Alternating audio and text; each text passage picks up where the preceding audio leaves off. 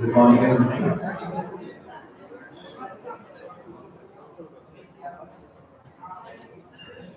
Good morning, everyone. I, Swaraj Tuesday, lecturer of Neurology College, Institute Camp. I am pleased to witness you all here in this lecture. It is my privilege to address you all on behalf of Neurology College, SP Student Camp. I welcome you. We are truly delighted to have you for this workshop on future of oil and gas industry and career prospects. This topic is more important in present geopolitical scenario. As we know, our esteemed speaker well, it will be an engaging and interactive session for sure. We'll have a short Q&A session at the end of each session. As we all know that oil and gas industry has rebounded strongly throughout 2022, with oil prices reaching their highest levels in 6 years. While the industry recovery is better than expected, uncertainty remains over market dynamics in the coming years. Our main objective of organizing this workshop is to understand the future trend of industry from the experts. Apart from this, providing opportunities to students to enhance their technical and professional competence is our primary goal. It is a moment of extreme pleasure to welcome our guest speaker, Mr. Rahul. He is an alumni of Geology and Petroleum Technology, and his experience ranges from 12 years, during which he worked as model engineer and then as global technical engineer. He is currently working as a business development manager for Alchem Asia Pacific and MENA. Apart from being the expertise that he is always been keen to share his knowledge with students. In 2017, he conducted few sessions through video conferencing when he was stationed in Austin, Texas as an SP member. We had a fruitful session in January 2020 in this very campus. He has been interviewing our students for the company that he is working in. We are highly privileged to have you here, sir. Now, I request respected Mr. Day to address our key listeners. I use this now? There's something that gives you the back.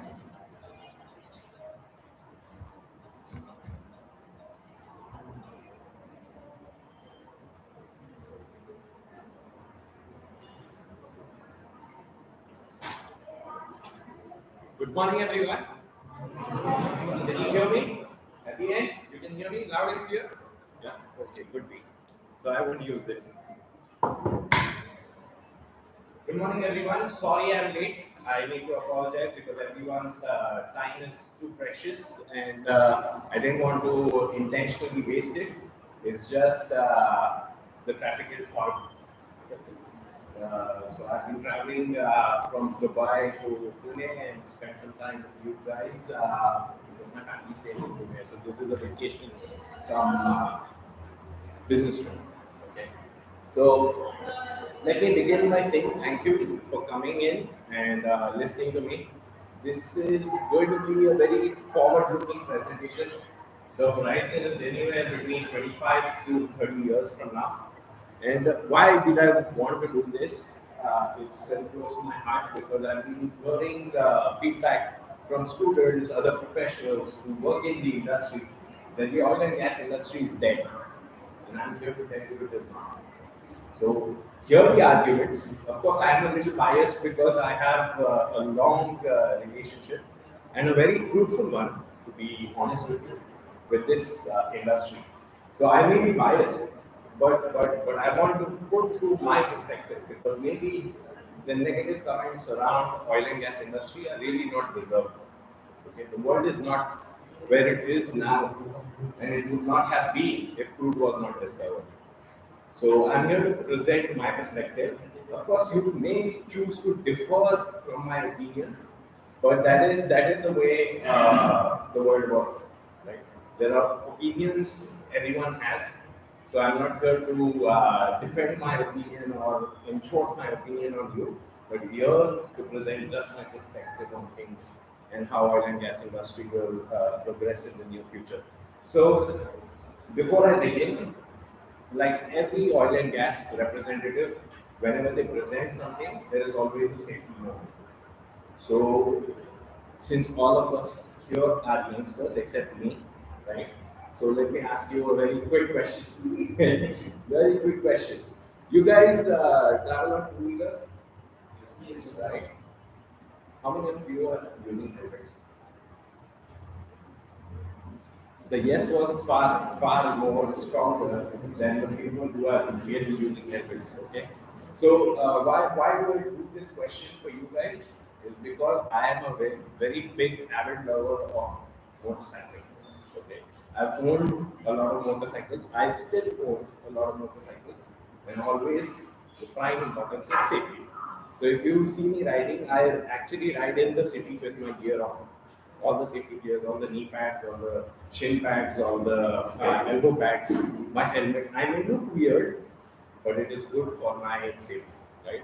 So I'm not only riding 150cc bikes, which I've done in the past when I was in college. I'm now right now riding a liter bike, 1000cc, right? So the power difference is quite a bit.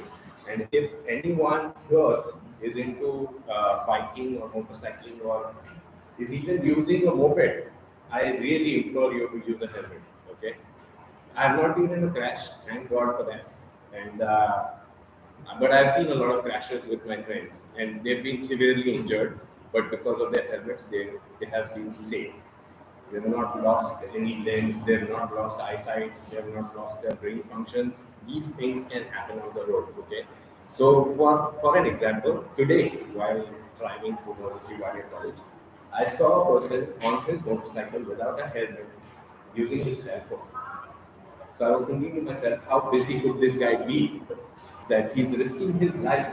I mean, what is the worth of a message or a WhatsApp message or whatever?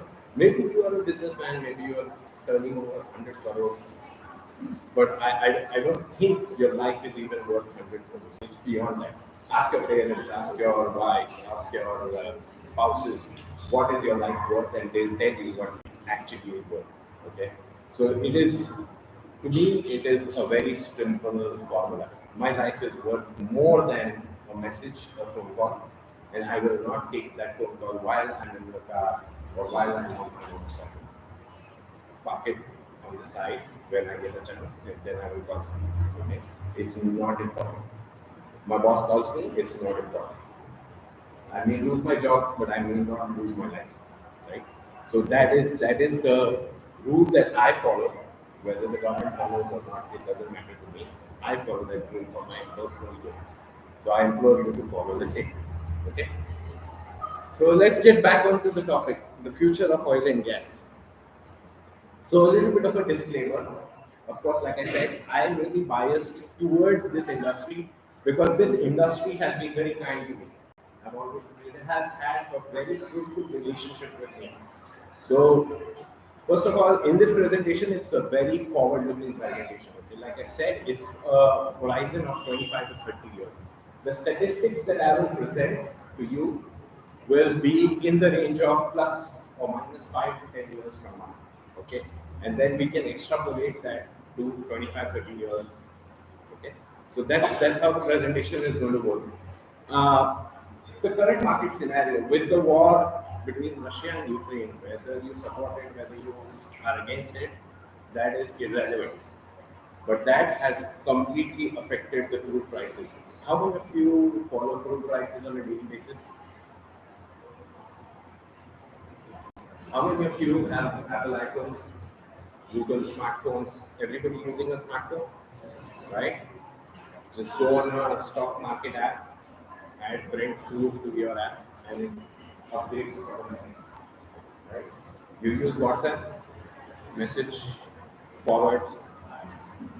Spend 1 second of your day, only 1 second of your day to check the crude price.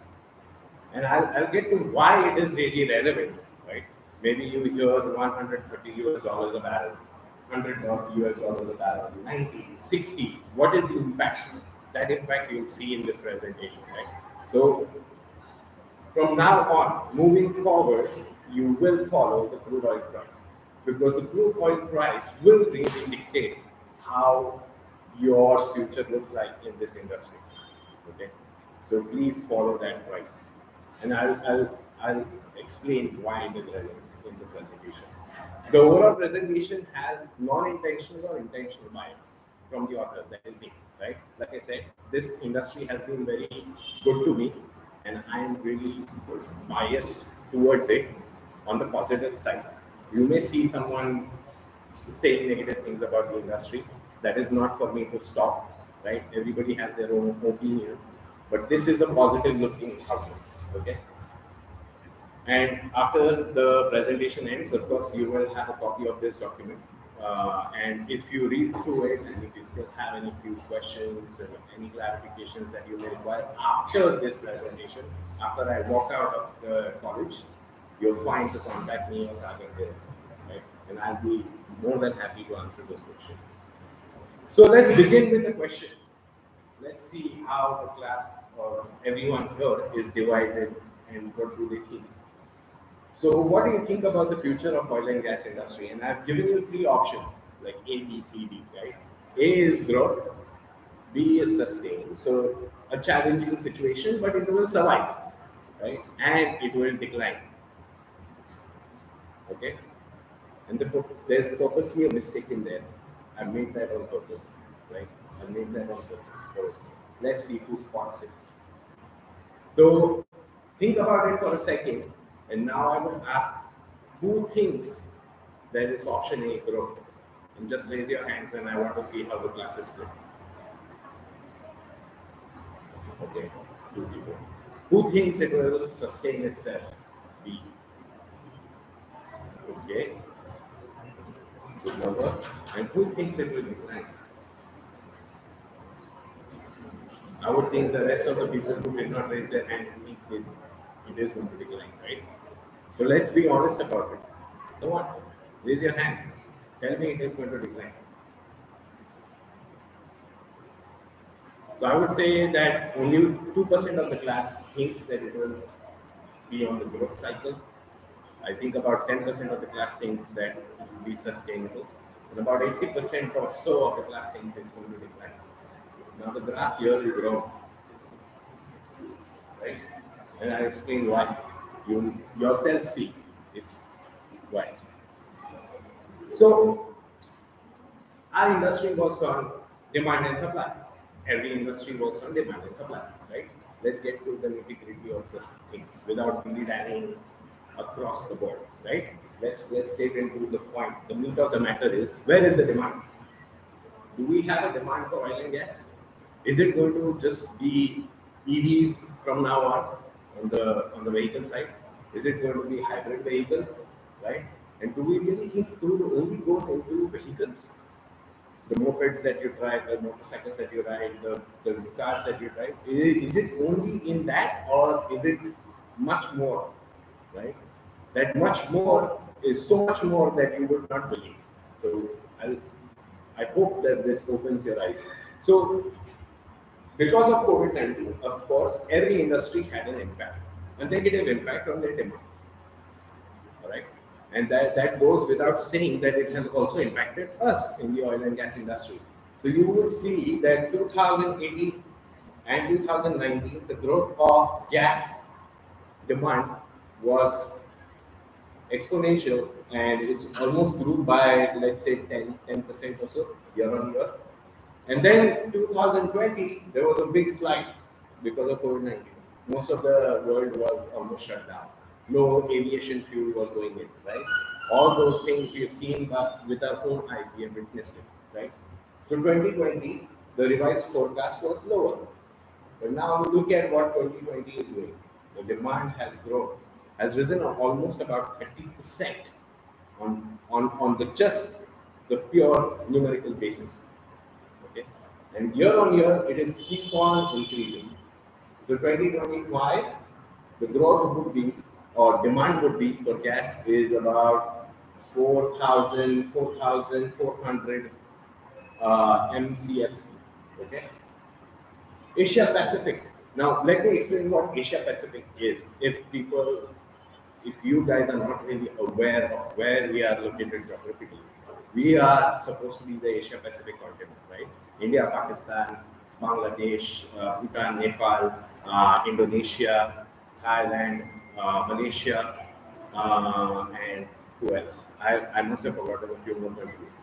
You'll be surprised. I actually take care of Asia Pacific, and I really don't remember how many countries are in my domain. It's almost 9 countries that are in Asia Pacific globally, right? Look at the demand of Asia Pacific growing from 2020 to 2021, 25. That is almost 50% growth. So if we require 10 tons, we'll require 20 tons or 25 tons in 2025, right? So the demand in Asia Pacific is why.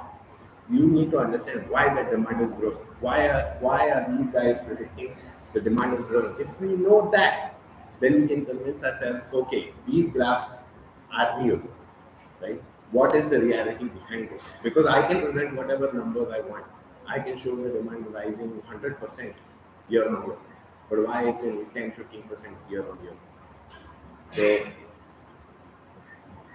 why do you think the demand for gas is rising? Let's have a few answers coming back to you. Why do you think gas is required? Where do you think gas is really required in the industries? Anyone? Take a wild guess. Yes, ma'am. Because of the increase in population. Okay, that's the human element. Yes, I understand that. But which industries really use gas directly? Pharmaceutical. Sorry? Pharmaceutical. Pharmaceutical industries. Who else wants to take a wild guess? Yes, sir. Aviation industry. Aviation. Aviation actually uses crude. That's pure fuel, rocket fuel, pure fuel. But yeah, gas is not really relevant to aviation industry directly. If you look at fuels, but there are certain elements that are produced through gas that we produce globally. Okay, and I'll show you what. Demand of gas is being driven by fertilizers and methanol industry. Are you surprised? Yeah. You see, we really don't know. We produce crude, or I mean, you guys are the future of crude, right? You'll be on the rig sites, you'll be drilling, you'll be doing all these things on the rig site, and you won't know that the producer or ONGC or whoever you are working for, the end client, is producing this and doing what with it.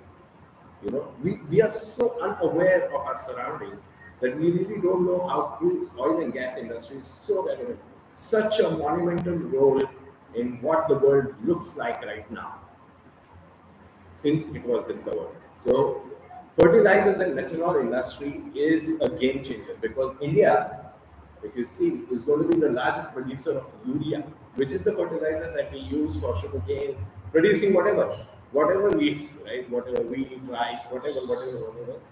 By the world, in the world by 2025, we want to be the largest producers of urea. So, do you think India is going to have a growth in gas demand? Of course, it's going to happen. 100%, right? Many industries nowadays are moving from electric turbines, electricity to gas-based manufacturing. So they want their plants to run on gas. So Reliance in the KG-D6 basin that they are producing the gas, they're supplying it directly to the industries. The home users or us as domestic users are not even 10% of the usage of the gas that is being produced. Not even 10% of the gas that is being produced in India is being used by domestic users. This is the impact of the entire gas industry. So if we need 100 metric tons of gas every year, only 10% of it is being domestically used. That's 10. The other 90% is going into manufacturing. Gas to chemicals is a very big business. Very, very big business. Because methanol, ammonia, look at the chemicals that are being produced. Ammonia, ammonium nitrate, urea, and very high value chemicals like naphthalene, uh, methanol, all these things are being produced by gas. Methanol is the next biofuel. You probably have heard methane gas. Methanol is the next biofuel. Why? Because it is being produced by gas. It's easier to produce, easier to liquidate, right? China is also a big driver for the consumption of gas globally. Why? Why? Because they are moving from their coal-based manufacturing plants to gas-based manufacturing plants. Why? Because of Paris Accords. Everybody is hearing this clutter about us, oil and gas industry being the main polluter of the world. Absolutely wrong. We are not the main polluters of the world. We are not. Coal is for the developing nations or so-called developing nations, India and China. There are a lot of industries that still use coal as the main product or main energy source.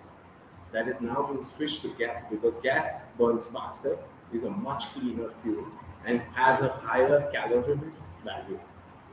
Okay, so it will produce if you burn 1 ton of gas versus 1 ton of coal, the burning whatever the burning mechanism may be, the calorie that it produces, the energy, kilojoules, whatever you think about in the energy terms, that being produced in gas is much higher.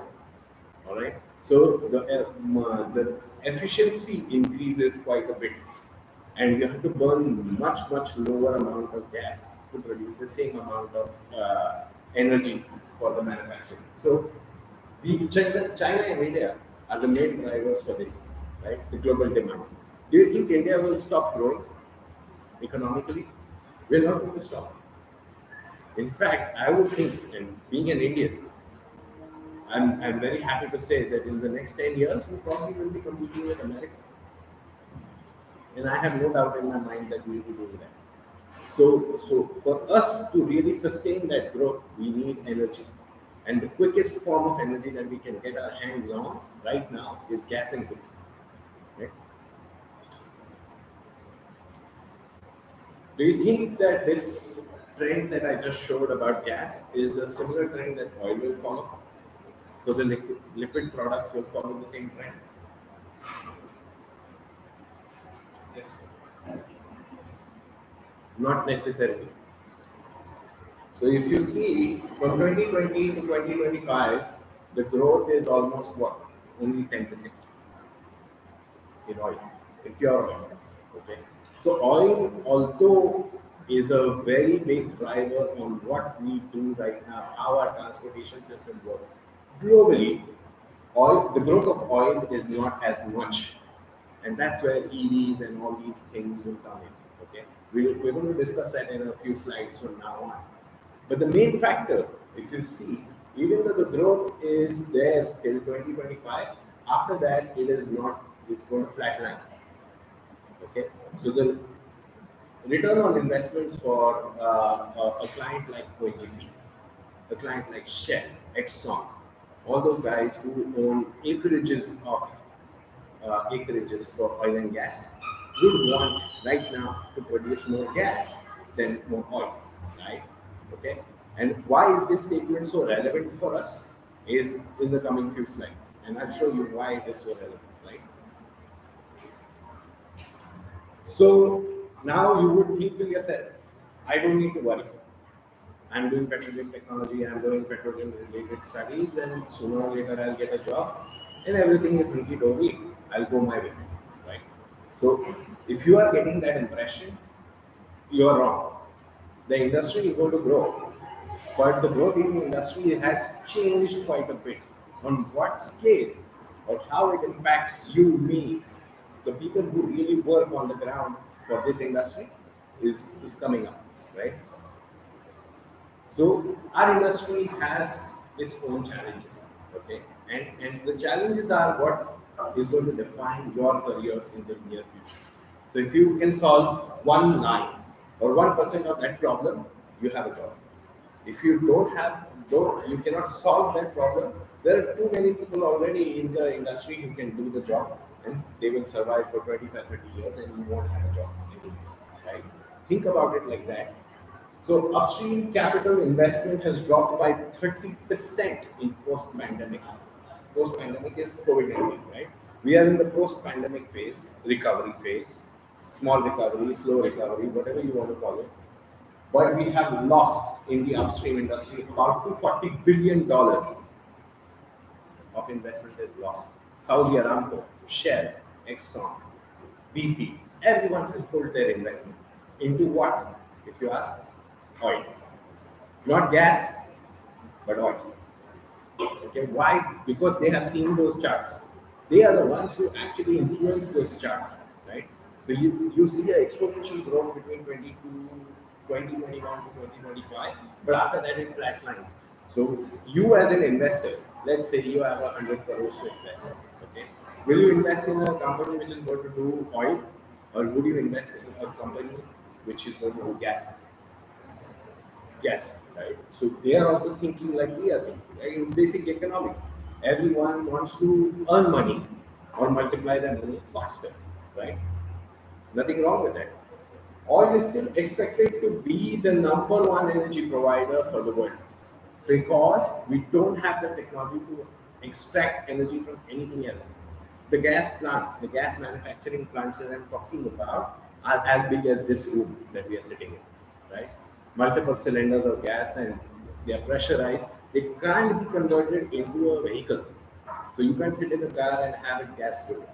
Not right now. Not in a scale where we are using crude vehicles right now, petrol vehicles, diesel vehicles. So that scale up is going to take some time. That technology advancement is going to take some time. So for now, cruise will still be number one. Okay, that is for now. This will change in the near future. Every government in the world who has signed the Paris Accord, okay, if you hear this word Paris Accord, go back on Google and read it if you are not ready. Governments are focusing on low carbon future. Low carbon produced by producing oil and gas. They want to reduce that footprint. Okay, and we are going to get into what this low carbon future would look like. But with sustainable energy, no country in the world, no one in the world will survive without energy. Think about your homes. If you don't have electricity for 1 hour, what is the impact on your life? Right? Massive impact. So you can't survive without energy. Right? So energy is always going to be there. And the quickest form of energy right now, which is accessible to human beings, is food. Right? Oil and gas. Demand will grow, but slower. So every graph that you see right now is being readjusted because many people had predicted, many experts had predicted that after the pandemic ends or in the last phase of the pandemic, the growth will be much more accelerated because the population is still there. We still need the same things, but the world has changed quite a bit.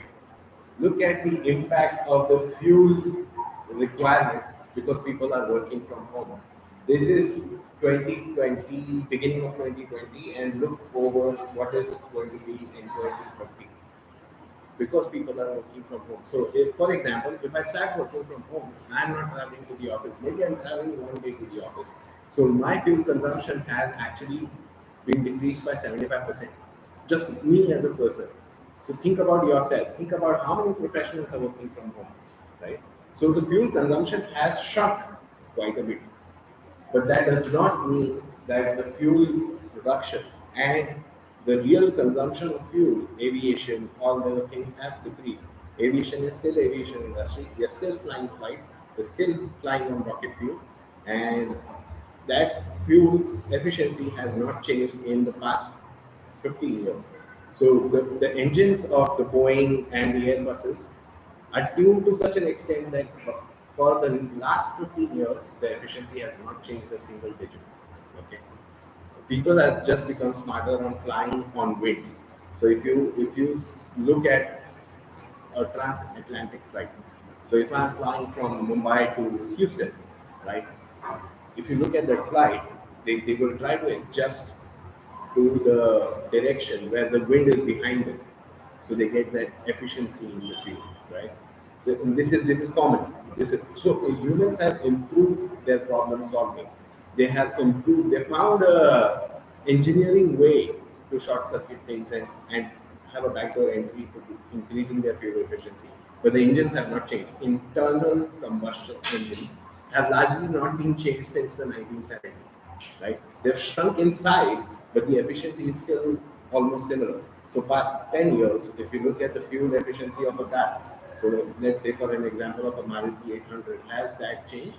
That has not changed.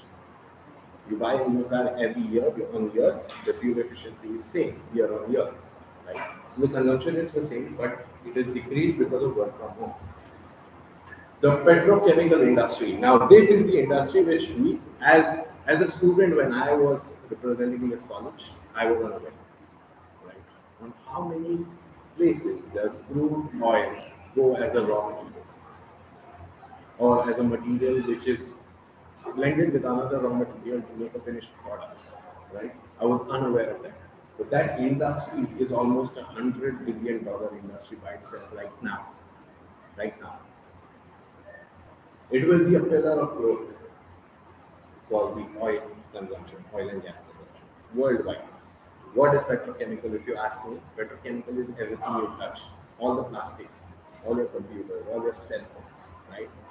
Everything, all the glass screens that you see, they are petrochemical. All the glasses you see, all the liquid chemicals you use, baby oil, your oil, coconut oil, etc., etc. Everything has is linked to the petrochemical industry. Okay. So they will be a pillar of growth for the crude consumption. Now, everybody who is talking about low carbon future, think about what is going to happen to the transportation industry. Is it going to change largely in the next 2 to 10, 15 years? Think about your logistics, the ships that carry our material from one port to the other port. Don't think about the horizon for just Indian boundaries. Think about what India is producing and exporting to America, US, UK. All these places are actually getting the material through shipping containers, through shipping lines. Are the boats going to change? Is the sea going to shrink magically? It's not, right? Are we going to have land mass growing up? I mean, under the sea, the land mass, and we're going to have a tunnel and we're going to drive our vehicle to UK? No, it's not going to be possible. So those transportation fleets are going to take a lot of time to switch from crude to whatever other form of energy that we will see, right? So the crude consumption for the transportation fleets will still remain the same. from what my perspective is that everyone who's talking about a low carbon future is actually really talking about a hybrid transition, right? A hybrid. So basically, our EV vehicles, our petrol vehicles, our diesel vehicles will coexist in the same transportation system. The percentages may change every now and then. So that is a more realistic future. It won't just switch to EVs just like that. Blink of an eye, it's not going to switch to EVs. Think about yourself. Are you going to switch from a moped that is driven on petrol to an EV right now? You won't, because the reliability is not there, right? And even then, whoever is suggesting that EVs are much more environmentally friendly, look at the raw materials for a lithium-ion battery. Even your lithium-ion battery that you use on your cell phones, the lithium-ion is being actually extracted in Brazil, in the rainforests. And then we'll transport it to wherever, China, India, wherever the manufacturing plant is. So look at the carbon footprint that it is creating by itself as a raw material. Forget about what you are using in your hand because you're seeing the finished product. Break it down into raw materials and you'll see for yourself that food is the carbon footprint is not that easy to eradicate. Okay. So now I'm pretty sure I've confused you quite a bit. On one hand, I have said that the oil and gas industry is here to stay and will grow. I've shown you growth cycles for the next 5 years, 10 years, whatever. And now I'm also talking about a low carbon future, a hybrid future. So where do you stand in the industry? Where does the youth stand in the industry? Are we going to get jobs? Are we going to progress? Are we going to flourish in this industry? So with the next few things, I'm going to attempt to show you what our industry will look like. The landscape will change. Okay. Don't think that nothing is going to change. Everything is going to remain the same, like how Rahul worked out. Rahul's career worked out. My career is also going to work out the same way. It won't be.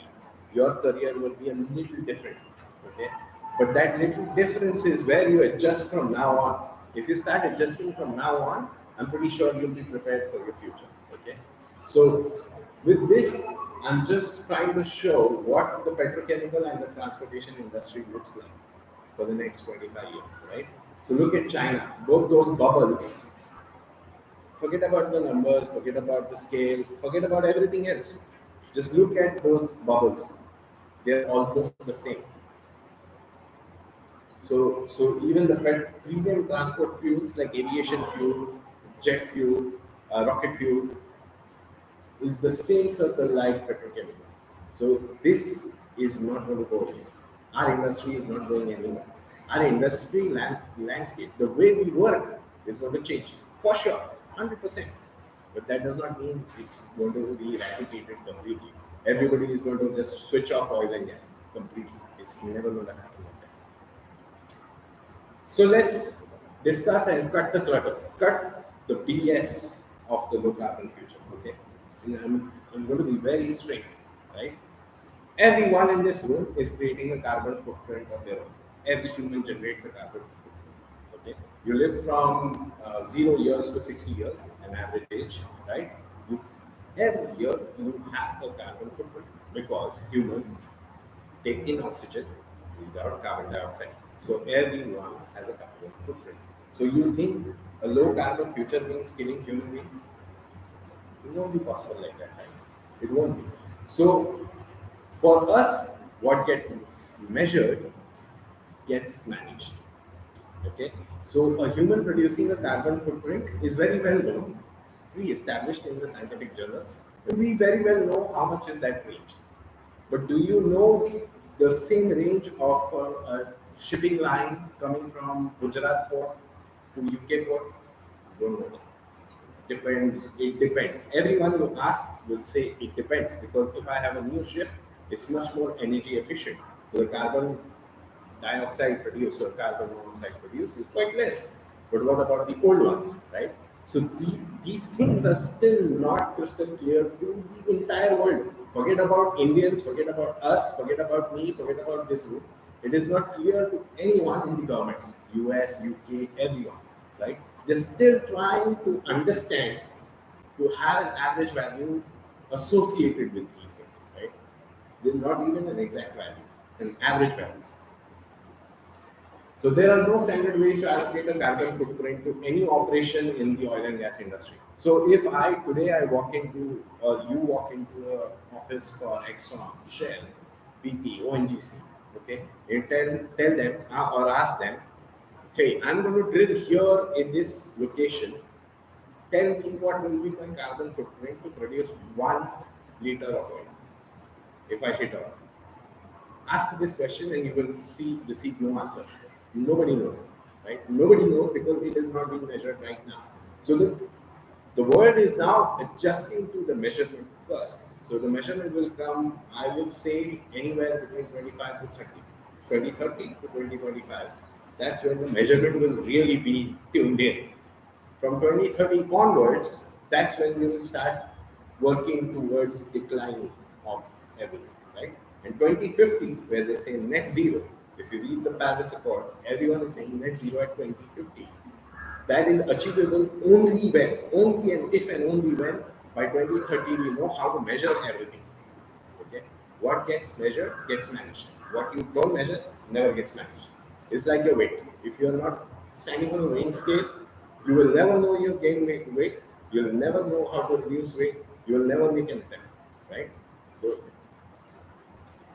So like I said, many operators have committed targets. So you will go read Exxon has committed net zero by 2030 or reduction by 50%.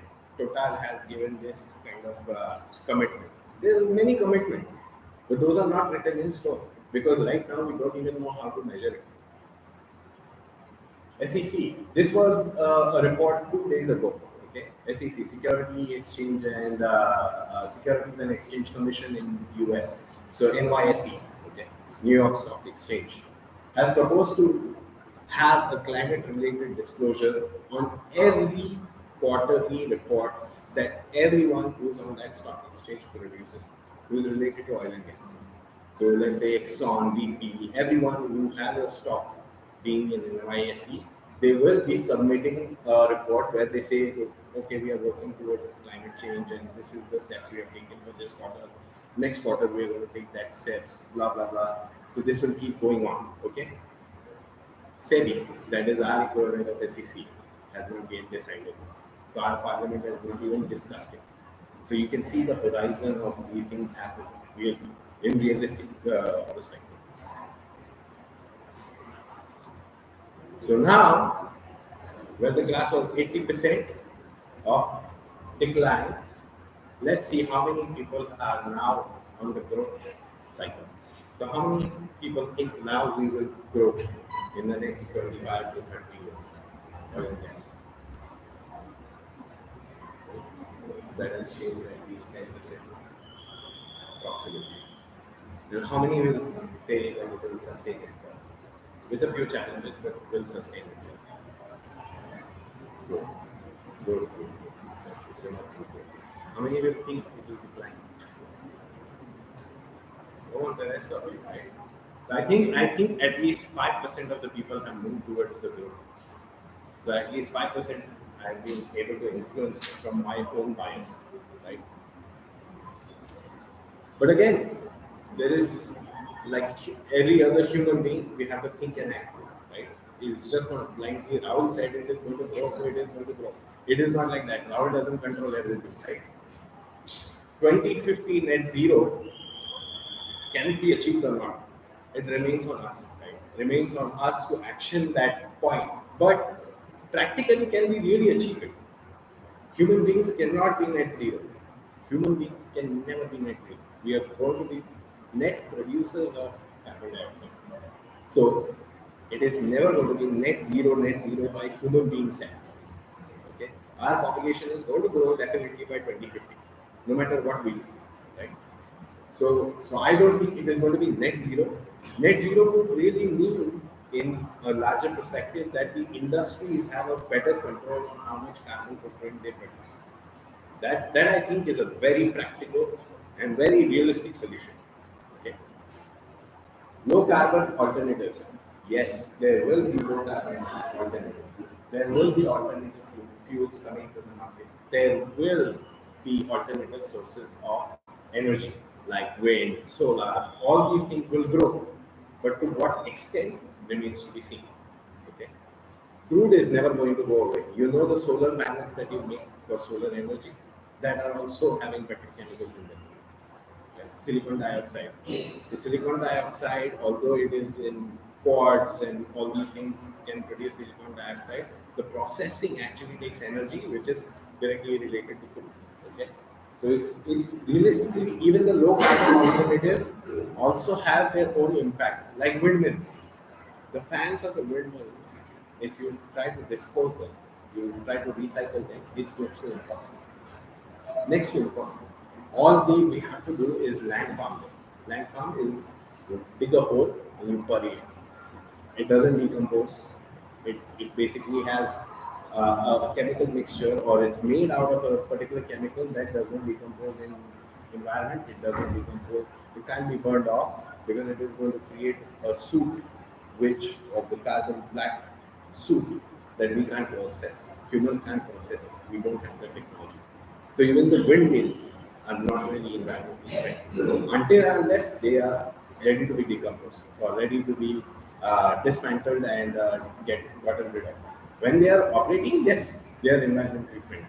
So life cycle, technology, the life cycle of a person is the same like the life cycle of a technology. We need to think about the end game as well, not only the way it is working. Way it is working is very efficient, very good for the environment. No issues with that. It's just when we are trying to get rid of it, how do we get rid of it? That is also very essential. And then ask yourself, can we really live in a future which does not have any oil and gas? Where we don't touch a single material which is not oil and gas. Think about plastics.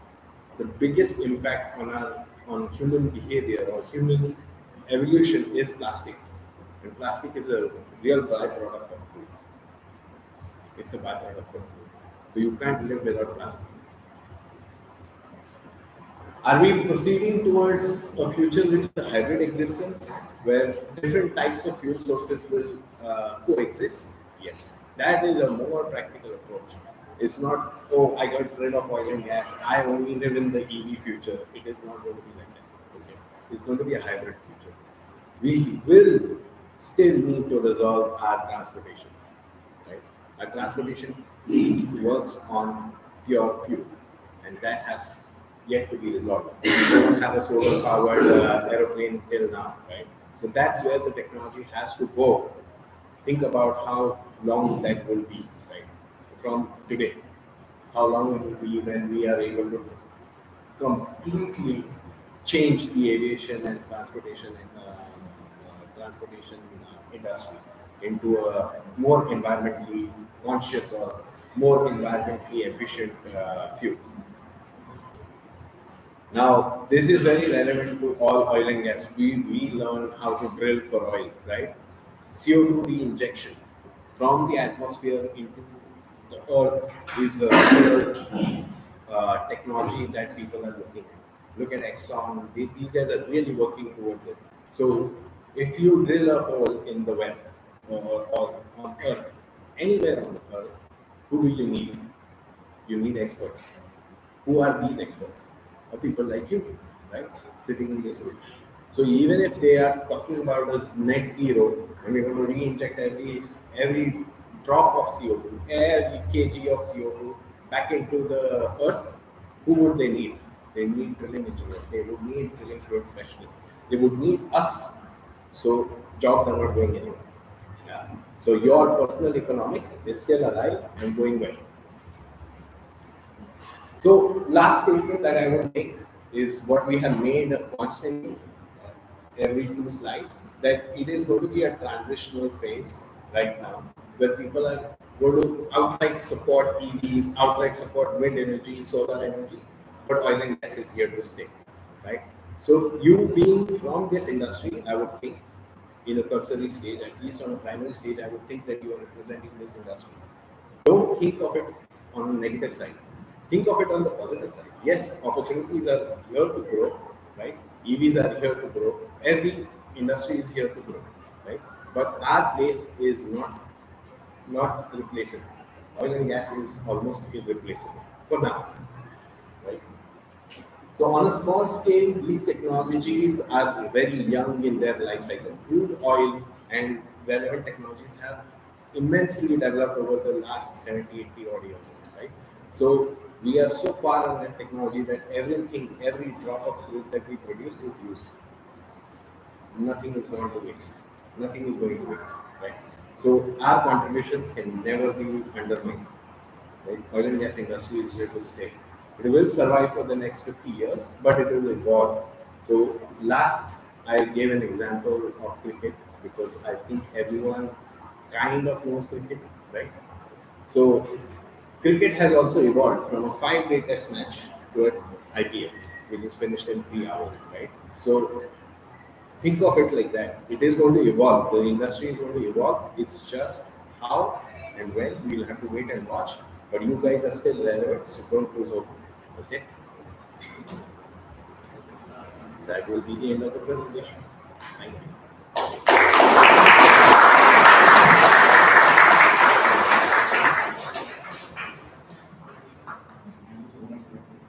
So next this was all about process. So we are open to Q&A session. So anybody has now, the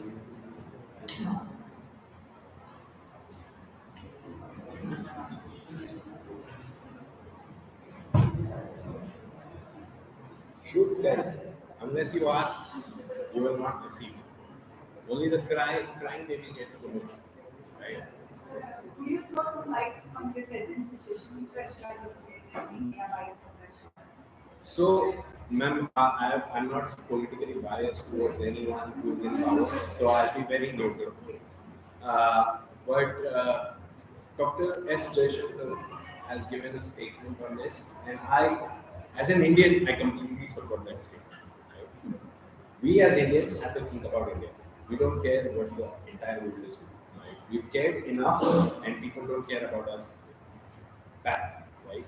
I'll give you a personal story behind this. When I was back in Houston, I was traveling to Colorado.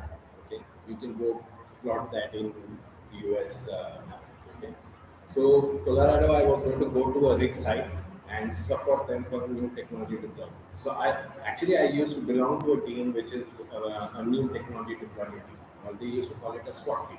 If there is a problem, we go on the rig site and solve it and come back, and then we work in the labs to create new technology. So basically, R&D for MSWAP, so logical, okay, globally. Now, when I was traveling to Colorado, I had to stop by, and the rig site over there is quite different to what rig site you would see across the board in India. Right? In India, you are fed food. In US, you are not fed food. You have to make your own on the rig site. So I was there buying groceries, and then there was an American who came and who was giving racial slurs towards me. You Mexicans, you're stealing our jobs because I'm Indian. I have nothing to do with that. So I wasn't very offended. Right? But racial bias is everywhere, all around you. Even in India, people are biased towards North Indian, South Indian, blah blah blah. Okay? Now that bias uh, is also on countries and political organizations. That bias is always there. It's unintentional bias. I would not call it an intentional bias because I don't think any human being intentionally harms other human beings.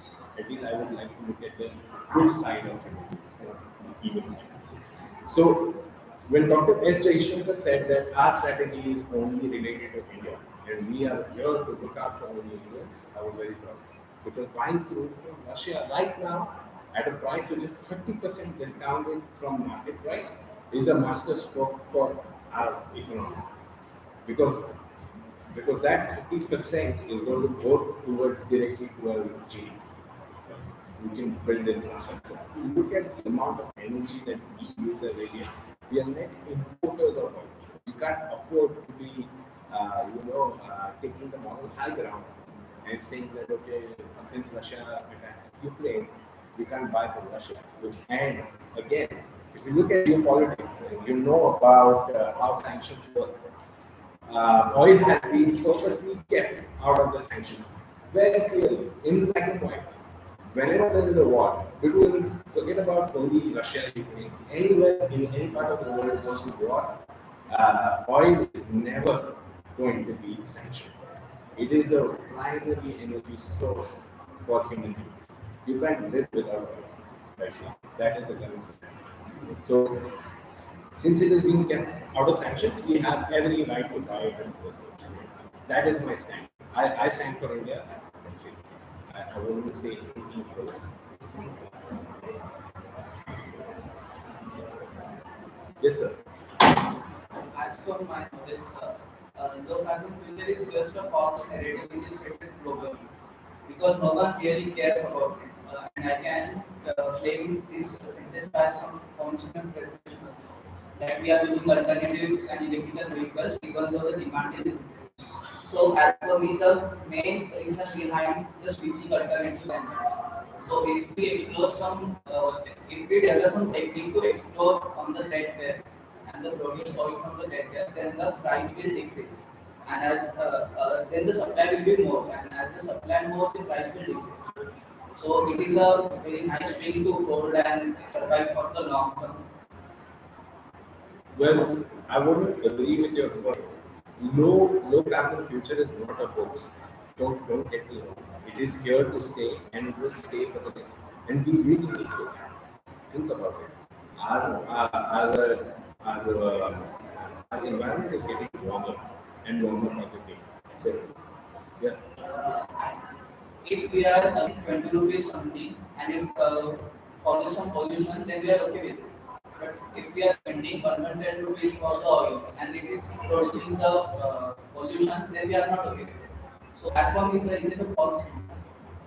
No, like I said, you can be opinionated and your opinion could be right. I'm not saying it is wrong, but from my perspective, low carbon future is necessary for us to survive in this planet.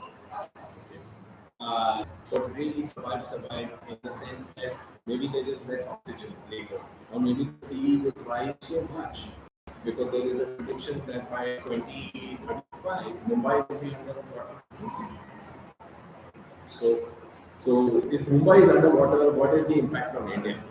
Think about just a very small scale. Think about the world. On a very small scale, if Mumbai is underwater right now, India is going to have a crippled economy for the next 10 years because there is no place like Mumbai, which is closer to the world. I mean, there is Gujarat, of course, but to have the same infrastructure from Mumbai to Gujarat is not going to be an easy task. So, so there are real threats to the environment, and we can't ignore that. So low carbon future is yes a very valid scientific argument, but in practical in practicality, it will not. That that is what my presentation was all about. What is the practical solution to this? The practical solution is only a hybrid energy theory.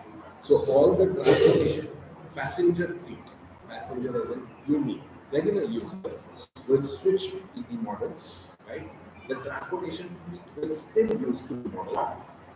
That is a more realistic scenario in my head because the distance that you and me travel is 50 kilometers. Let's say for argument's sake. The distance that ship travels is 3,000 kilometers. Right? So to have that technology is going to take time. So they will still use fuel and we will use EVs. And that I think is a more realistic solution to this low carbon future. Now, taking the CO2 from the atmosphere and pumping down some well and sealing it in the bottom of the earth to a certain extent in depth. I think that would really provide some insights on how the temperature will drop back again. So to acceptable levels for human existence. So I think that is the technology that will be explored by big giants, oil giants, very soon, and that would become the near future for us. So price of oil should be decoupled from the carbon future. It's not really necessarily just economic. It could be also economic, but I think the environmental threat is real. It is cannot be denied by science. So I'm just looking at the scientific explanation. The core temperature of the Earth is increasing, and we need to do something about it. But your opinion could be okay. I mean, it's okay to have an opinion. It's and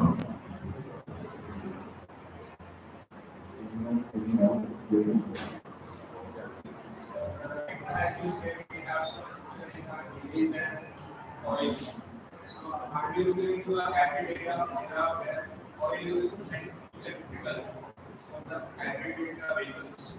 yeah, that is very much possible. That is very much possible. How will that affect to this industry? But like I said, the personal passenger vehicle usage has dropped significantly and will keep dropping. So you, on the fuel consumption basis for the person, that will drop. But on the basis where the government uses fuel, like for their military equipment and shipping and aviation, all those things that will happen. So fuel is still here to stay. It will survive. Yes, yeah. So no application is possible, but for us as civilians, not as government. So the government will still be operating, and that will actually drive the price down if you think about it. Because the demand for 1 billion people like us, if that goes down to zero, what will happen? Because of oil to an extent that we have like 40-90%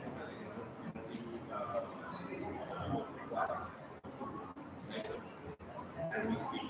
So if you all switch to EVs in this room, what will be the drop? It could be a drop of 1%. So that 1% drop of import is going to actually equals the minus. So OPEC countries will be forced to reduce them. So that has to be controlled. But yes, I do vehicles. Actually, the vehicles that we're talking about is what I have been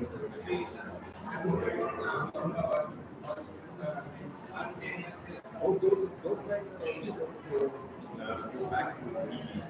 Yes, they will. They change their data. Yeah, completely hybrid. So, like I said, it will be a transitional phase. Just go from 0 to 100, and 100 to 0 states.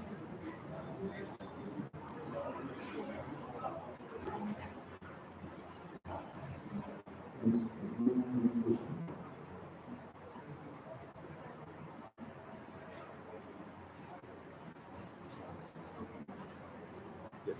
So we have too many opportunities if we consider about the development of the industry, hybrid models. We talked about oil models, but do we have hydrocarbons underground? Do we have reservoirs in underground amount so that we can track the So, good question. And there was this rumor when I was young that hydrocarbons are just going to vanish.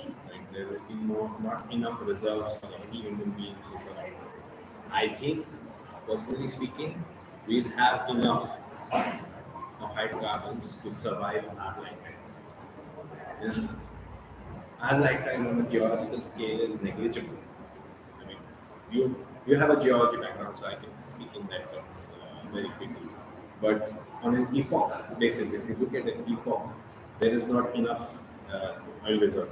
But when you look at a 10-year horizon or a 10-year horizon, which doesn't even register on the geological scale, right? 10, 50 years does not even register on the geological scale of things. We are able to survive. We have enough hydrocarbon deposits.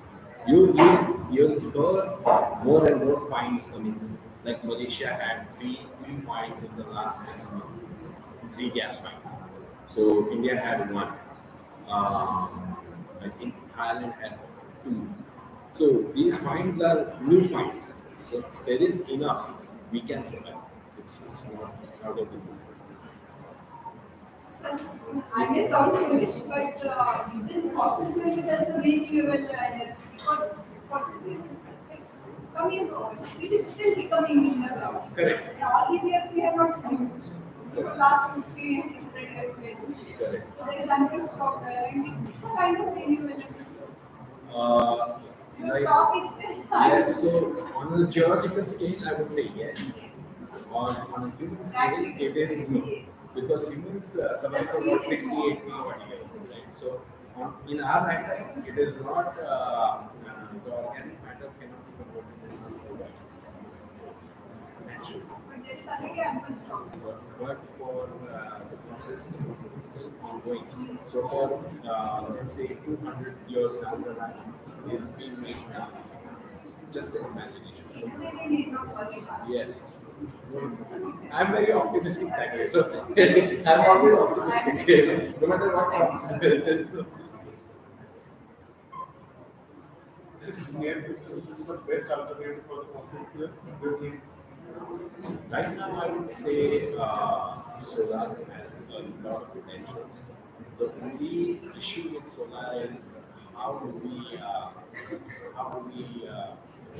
capture it. So the capture and the long-term storage of that amount is a challenge for us. So if I can charge a battery and it will work, yes, then it makes viable sense. But what does a battery provide? Like 12 volts. So what does that do? Maybe run my laptop for a bit. That's it. Not more than that. So we have to scale up those technologies and have more storage facilities. So we can store like data. Data we can store. Imagine 15, 20 years down beyond that. We had probably discussed 12 MB, 8 MB. And now we can store terabytes of data in a given second. So the world has changed on the data front. The world has not changed on the energy storage front. So energy storage, if we can make it happen, yes, then it will change the game completely. Very much enjoy. This will be the first thing.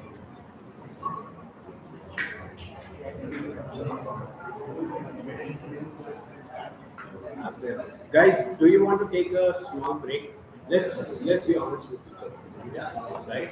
Saturated. Yeah, go ahead for a 15-minute break and we'll meet again. 5 minutes, just 5 minutes. So your sir has cut the break to 5 minutes, not 15. So I am very generous. 15 minutes. He's not. Go ahead, guys. Go ahead. You guys can walk out. I know.